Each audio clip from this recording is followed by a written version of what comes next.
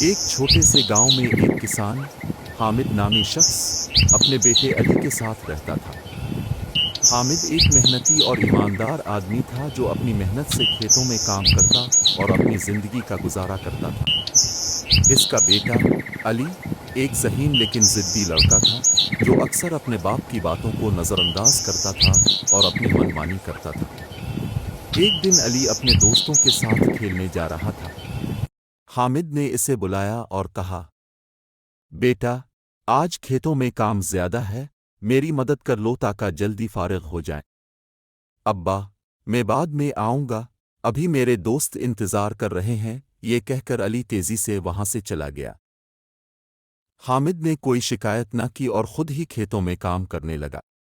وہ جانتا تھا کہ علی ابھی جوان ہے اور اسے دنیا کا اتنا تجربہ نہیں ہے، لیکن ایک باپ کی محبت اور فکر ہمیشہ اسے بیٹے کے بارے میں سوچنے پر مجبور کرتی تھی۔ چند دنوں بعد گاؤں میں بارشیں بہت زیادہ ہوئیں۔ فصلیں تباہ ہو رہی تھیں اور کسان بہت پریشان تھے۔ حامد نے علی سے کہا، بیٹا، یہ بہت مشکل وقت ہے، ہمیں ایک دوسرے کا ساتھ دینا ہوگا تاکہ ہم ان مشکل حالات کا مقابلہ کر سکیں۔ علی نے اس بار سنجیدگی سے اپنے باپ کی بات سنی، لیکن پھر بھی وہ یہ سوچ کر کہ یہ مسئلہ عارضی ہے، اپنی مستی میں رہا۔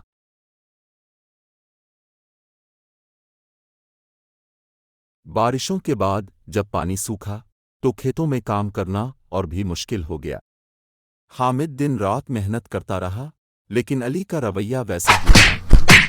وہ گاؤں کے لڑکوں کے ساتھ زیادہ وقت گزارتا اور اپنے باپ کی مدد کرنے میں دلچسپی نہیں لیتا تھا۔ حامد دل میں دکھ محسوس کرتا، لیکن وہ بیٹے سے کچھ نہ کہتا کیونکہ وہ جانتا تھا کہ علی کو زندگی کی حقیقتیں خود ہی سمجھنی ہوں گی۔ ایک دن گاؤں میں ایک بڑا طوفان آیا۔ وہ طوفان اتنا زبردست تھا کہ لوگوں کے مکانات اور کھیت تباہ ہو گئے۔ حامد کا بھی گھر اور کھیت دونوں بری طرح متاثر ہوئے۔ وہ گھر میں بیٹھا علی کے ساتھ بات کر رہا تھا، بیٹا، یہ وقت بہت نازک ہے، اب ہمیں اپنی محنت اور ایک دوسرے کی مدد سے ہی اس مشکل سے نکلنا ہوگا۔ علی نے اپنے باپ کی بات کو پہلی بار دل سے سمجھا۔ وہ یہ دیکھ کر حیران تھا کہ اس کا باپ کتنی مشکلات جھیل رہا ہے اور پھر بھی اسے کوئی شکایت نہیں تھی۔ علی کو اپنے رویے پر شرمندگی ہوئی اور اس نے باپ سے معافی مانگی۔ حامد نے مسکراتے ہوئے کہا، بیٹا، معافی کی ضرورت نہیں، بس یہ یاد رکھو کہ زندگی میں محنت اور ایمانداری سب سے بڑی دولت ہے۔ علی نے وعدہ کیا کہ وہ آئندہ اپنے باپ کی مدد کرے گا اور اپنی ذمہ داریوں کو سمجھ کر کام کرے گا۔ اس دن کے بعد علی نے گاؤں کے لڑکوں کے ساتھ کم وقت گزارنا شروع کیا اور اپنے باپ کے ساتھ کھیتوں میں محنت کرنے لگا۔ اس نے اپنے باپ سے زندگی کی بہت سی اہم باتیں سیکھیں۔ وقت گزرتا گیا اور علی نے اپنے باپ کی محنت اور مشوروں سے بہت کچھ سیکھا۔